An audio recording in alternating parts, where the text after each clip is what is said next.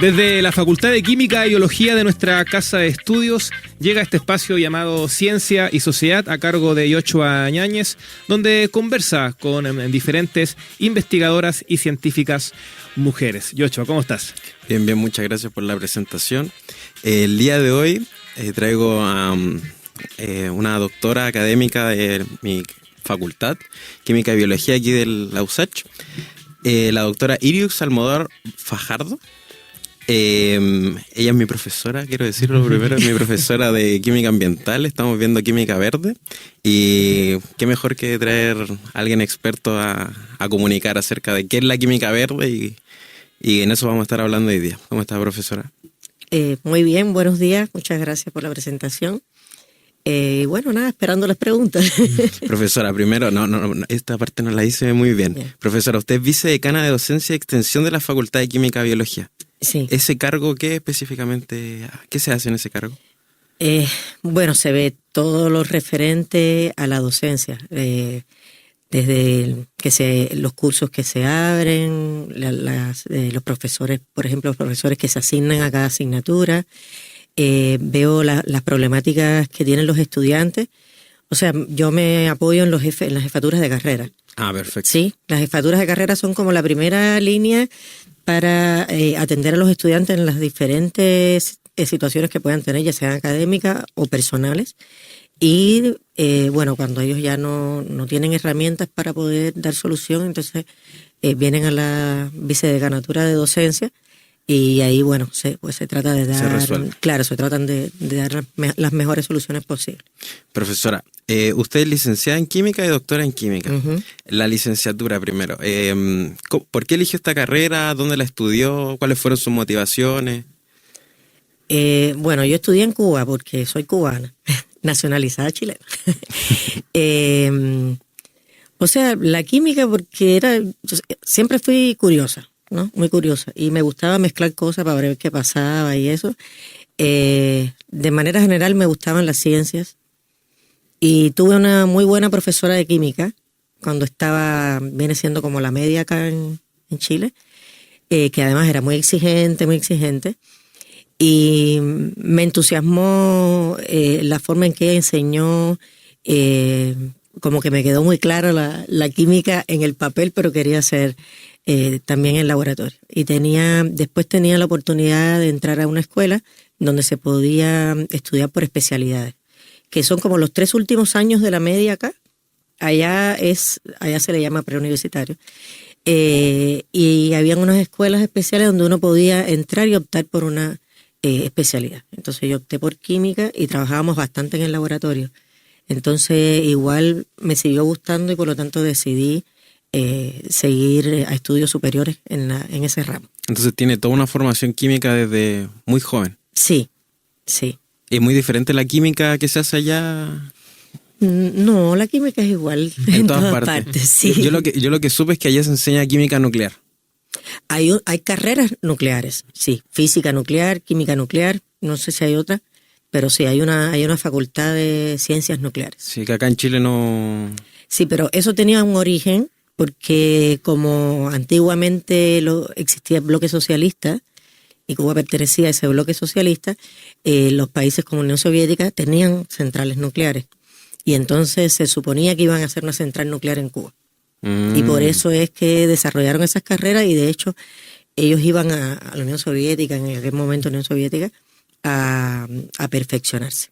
Porque entonces, en Cuba se pensaba utilizar la energía nuclear. Claro, y sacar profesionales, supongo. Ajá, sí. No sabía ese dato histórico. Uh-huh. Yo solo sabía que se enseñaba y acá no. Sí, pero claro, porque había una perspectiva de utilizar la energía nuclear. Claro, había como De hecho, estaban fabricando una central nuclear allá en Cuba, claro, que quedó ahí botada, sí. ¿Y el doctorado lo realizó acá? Sí, aquí en la Universidad de Chile. En la Universidad de Chile. Su doctorado, su tesis, si no mal recuerdo, es acerca de síntesis asimétrica. Sí, y si digo eso, como que casi nadie sabe qué cosa es. ¿Qué es la síntesis asimétrica? Sí, a ver, lo que pasa es que hay compuestos químicos que en su estructura tienen algunos grupos que tienen una orientación espacial específica, o sea que están mirando hacia un lado del plano, ¿sí? y no tienen las mismas propiedades bajo ciertas circunstancias, no tienen las mismas propiedades que está mirando hacia un lado que está mirando hacia el otro, ¿ya? Entonces, hay varias formas de separarlos y uno de ellos es hacer la síntesis asimétrica. Eso significa, desde el principio, dar las condiciones para que se sintetice o para que se obtenga solo uno de los compuestos, ¿sí? Entonces, de eso se trata la síntesis asimétrica. ¿Hay alguna una problemática asociada que se relacione, o nosotros, por ejemplo, tengamos un tipo de compuesto y otro? Sí, sobre todo en farmacia, en la farmacología, porque el asunto es que en nuestros receptores, los receptores que tenemos en nuestro cuerpo, son sensibles a la orientación espacial de los compuestos que llegan a ellos y no reaccionan de la misma manera. Y entonces hay un caso muy famoso que es el de la talidomida, que se le daba en los años 60, ¿cierto?, a las mujeres embarazadas para las náuseas, para que se sintieran mejor, y resultó que tenía la mezcla de los compuestos con las orientaciones distintas. Entonces, uno de ellos calmaba las náuseas, pero el otro provocaba problemas en el feto. Y no se supo hasta que nacieron los niños con esos con efectos y que le faltaban miembros. Entonces ahí surgió, se dieron cuenta que eso era un problema. Entonces en farmacia, por lo general, se sintetizan los compuestos puros o se separan para que estén puros, o cuando se utilizan en mezclas porque uno de ellos no hace daño. Por ejemplo, el omeprazol es un compuesto que tiene los dos compuestos, el que mira hacia un lado y el que mira hacia el otro, pero hay uno que se elimina y el otro es el que tiene el efecto, ¿ya? Y el ibuprofeno también, ¿ya? Entonces, en muchos casos el otro no tiene ningún efecto, pero hay casos extremos. Entonces, por eso es que hay que hacer primero un estudio que se hace a nivel computacional primeramente, y después entonces se hace la síntesis de los compuestos y se separan o se obtienen puros, dependiendo de lo que se puede hacer. O sea, uno podría tener un compuesto químico que nos cura alguna enfermedad y después, mirando como de la otra cara de la molécula, Ajá, un compuesto químico que no haga absolutamente nada. que no haga absolutamente nada, sí, o que haga daño. Claro, y supongo que por eso es la importancia de saber sintetizar o poder purificar este tipo de compuestos. Exactamente, por eso hay varias ramas, como la síntesis asimétrica en este caso, que es desde el principio sintetizar solo uno, o hay separaciones también. Entonces, para eso se utilizan columnas quirales, por ejemplo, como nosotros los químicos separamos los compuestos en unas columnas arrastrando con solvente. Hay columnas que atraen a uno de los compuestos y al otro no, y se hace la separación. Entonces, y hay varias formas de separarlo, ¿ya? Entonces, esa es una parte de la química que a mí me gusta mucho, porque es como bien específica, y bueno, es una rama de la química completamente fascinante para mí. Sí, se escucha bastante importante, sobre todo las aplicaciones farmacológicas, supongo.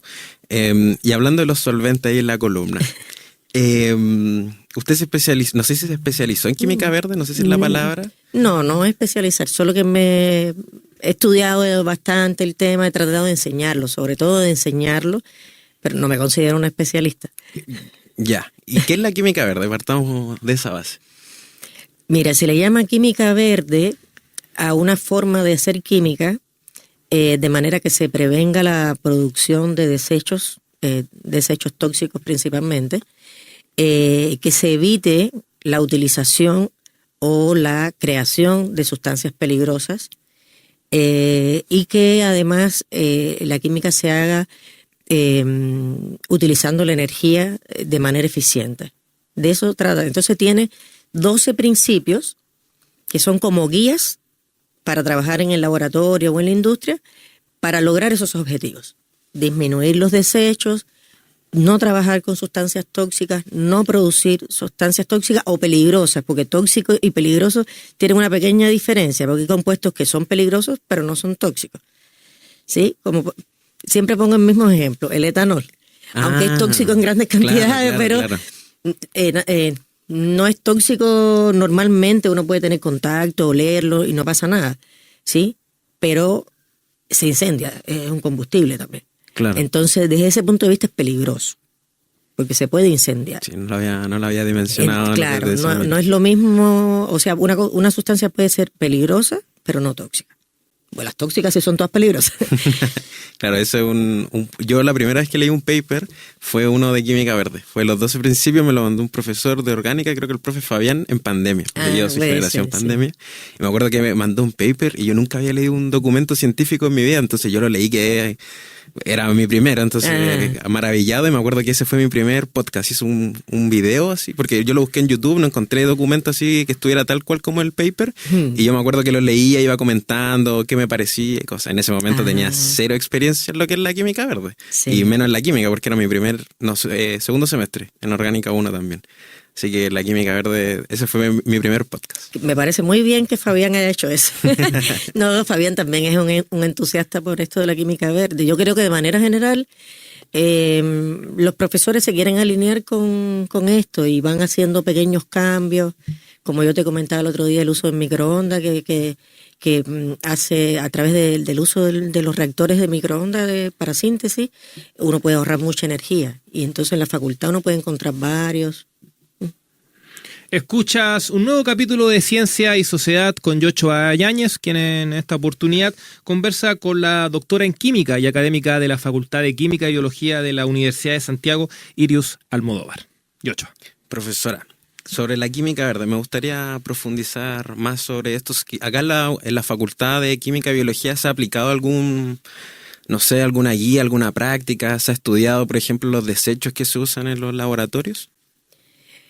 Estudiarlos no, pero sí hemos estado trabajando en conjunto con la Facultad de Ingeniería Industrial en hacer un sistema de gestión que sea eficiente para, en primer lugar, poder movilizar los desechos o eliminar los desechos desde los laboratorios, porque no deberían acumularse en los laboratorios, eliminarlos correctamente. Por ejemplo, compramos unos bidones que son específicamente para esto, que se pueden apilar de manera segura.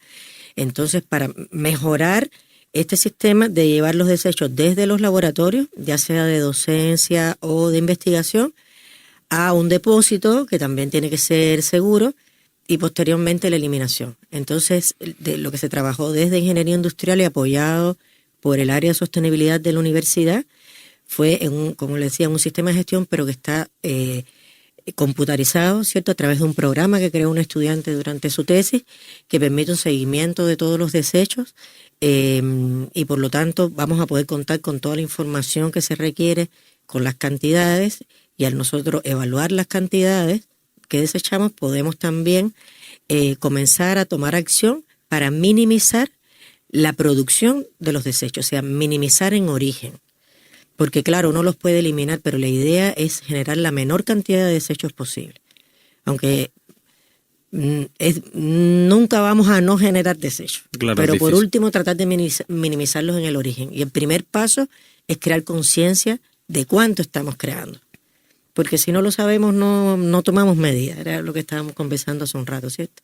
Que es por esa razón que también nos gustaría que en los laboratorios se implementara dentro de la práctica como tal, que el estudiantado mida los desechos que produce durante el proceso que está realizando en el laboratorio, para ir generando conciencia en el estudiantado y que en su vida profesional pues tengan en cuenta esto y tomen acciones para disminuirlos. ¿Sí? Claro, a fin de cuentas esta práctica como de hacer más verde la química es un poco una práctica creativa. Me imagino que debe haber mucha como energía, valga la redundancia, como para poder crear un sistema que sea más eficiente a nivel químico.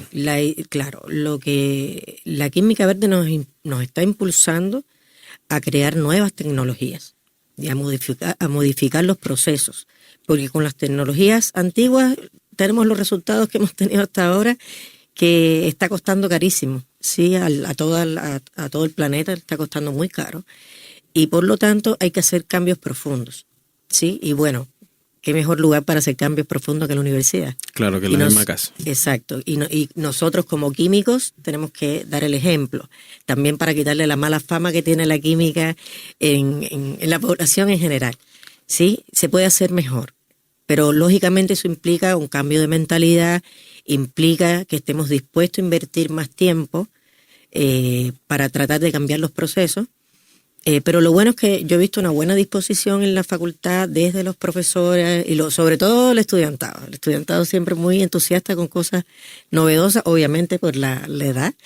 Y yo creo que vamos un poquito lento, pero ahí vamos y me parece que quizás la velocidad va a ir aumentando con el tiempo. Progresivamente, me imagino. Sí, exacto. Porque la química verde no es como un concepto relativamente viejo. Me imagino que debe ser como toda esta era del ecologismo, de cuando se empezó a medir los daños medioambientales, surge la química verde. Fue a finales de los años 90. Ah, claro. En el año 98 reciente. Aproximadamente, que se nombraron los 12 principios por primera vez.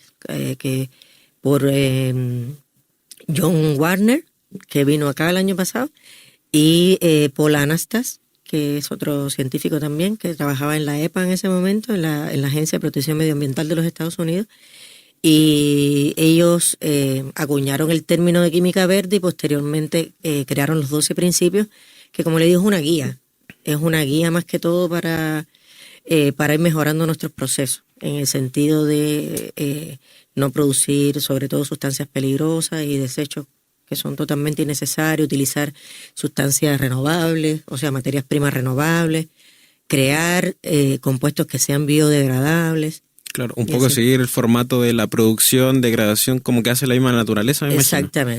Exactamente. La naturaleza no desecha nada. En la naturaleza ninguna cosa es desecha. Claro. Todo es materia prima para otro proceso. Entonces, esa es una de las cosas a las que debemos apuntar, que también, si tú ves, se relaciona con la economía circular.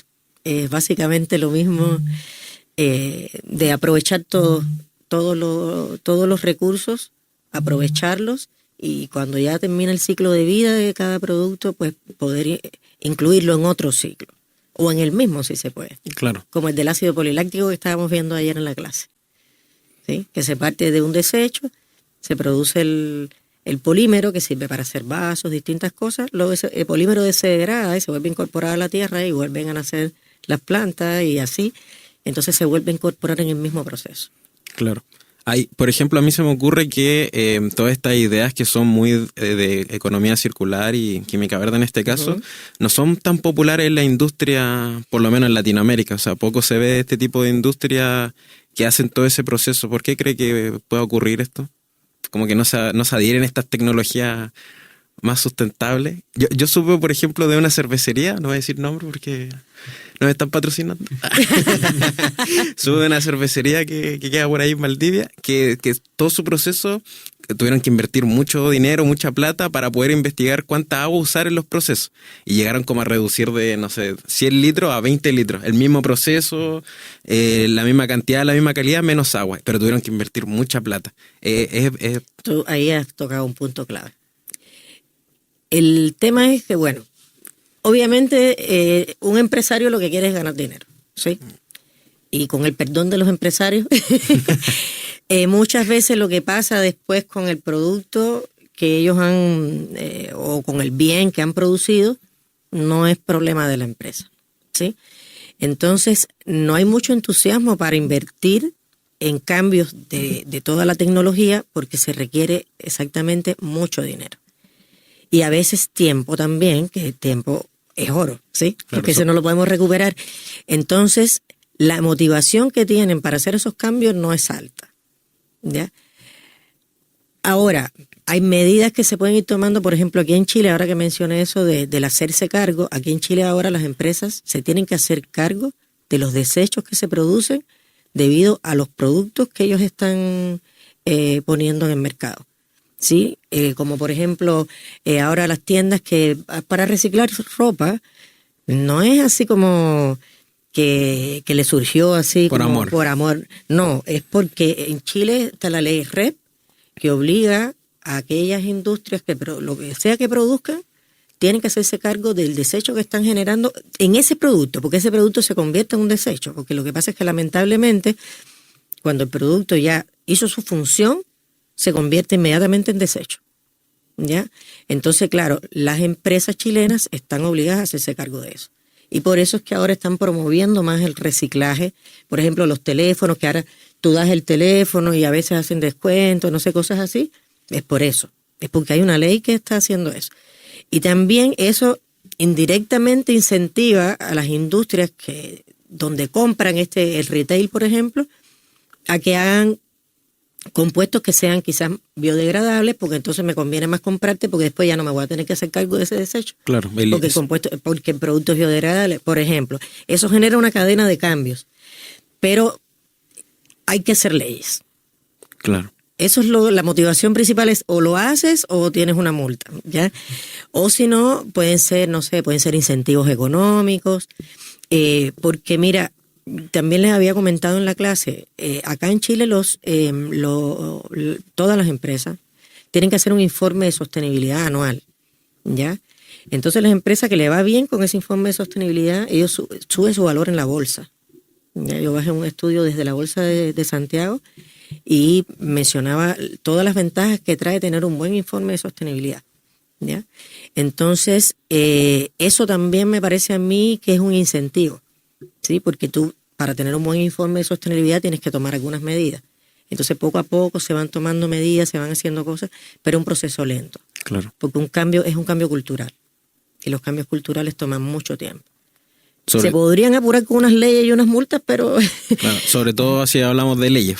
Porque yo creo que si cuesta para nosotros que nos dedicamos al área de la ciencia hacer ese cambio, y nosotros estamos todo el día que el medio ambiente, y nosotros no hacemos ese cambio, debe ser mucho más complejo para las personas que hacen leyes o las mismas personas que votan por esos legisladores. Entonces debe ser una escala ahí completa, un poco muy, muy compleja. Sí, y por eso es que tenemos que diversificar un poquito la enseñanza, en el sentido de que sería bueno que hubiera químicos que supieran de leyes, ¿sí? Con algún grado, un postítulo en leyes, porque los abogados no saben química, ¿sí? Entonces, para ellos legislar en química quizás ni siquiera lo ven tan necesario como lo es legislar en, cosas de delincuencia. No lo digo desde la ignorancia realmente un poco, pero yo considero que nuestros egresados o el estudiantado deberíamos ofrecerles diversos cursos para que con el conocimiento químico puedan influir en diversas áreas que no tienen que ver con química. Por ejemplo, en las legislaciones. O participar más en los comités. En estos comités que hacen en el Parlamento. Exactamente, porque nunca llaman a los científicos. O sea, nunca llaman a los que saben. ¿Sí? Lo discuten entre personas que no saben con profundidad el tema por lo general. Entonces los científicos tenemos que intervenir un poco más en esas decisiones para poder avanzar más, porque ahora hay que avanzar en tecnología.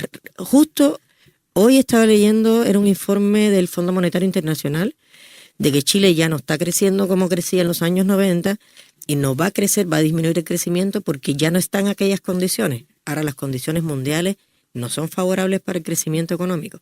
Y por lo tanto, una de las cosas que comentaban en esa noticia que leí era que una de las formas de crecer es fomentando el vínculo entre la ciencia y la tecnología, ¿ya? Hacer más innovación tecnológica, y para eso la ciencia y la industria o las empresas de manera general tienen que trabajar en conjunto. Entonces nosotros necesitamos aportar más a la sociedad, porque para eso somos nosotros, para eso estamos los que se forman en la universidad, y más esta universidad que es una universidad pública y tiene un rol fundamental en la sociedad. ¿Ya? Entonces ahí tenemos que empezar a salirnos un poquito de la ciencia y meternos un poco más en la política, en la economía, para poder tomar decisiones, ¿ya? O al menos influir en las decisiones que se toman. Claro, ¿sí? Sobre todo en estos tiempos tan cambiantes y tan exactamente, complejos. Y que la ciencia y la tecnología tienen un rol fundamental. Bueno, muchas gracias, doctora Iriux, por esta conversación muy interesante en la química verde. Creo que muy pocas veces se le da este espacio de este tema muy específico como del área medioambiental. Así que muchas gracias por estar esta jornada aquí con nosotros. Y espero que nos encontremos en otra oportunidad porque está muy bueno el tema. Muchas gracias. Y muchas gracias a ustedes por traerme acá para poder hablar y poder difundir un poco más esto que es como un poquito nuevo todavía acá en general en América Latina. No, como decía Yochoa, podríamos estar escuchándola por mucho rato, porque está muy interesante el tema, así que también agradecer, profesora, por estar acá presente en Protagonistas. Entonces con eso nos despedimos y nos encontramos con Ciencia y Sociedad el próximo domingo 8. Que estés bien. Que esté bien, gracias. Muchas gracias, chao. que estén bien, chao.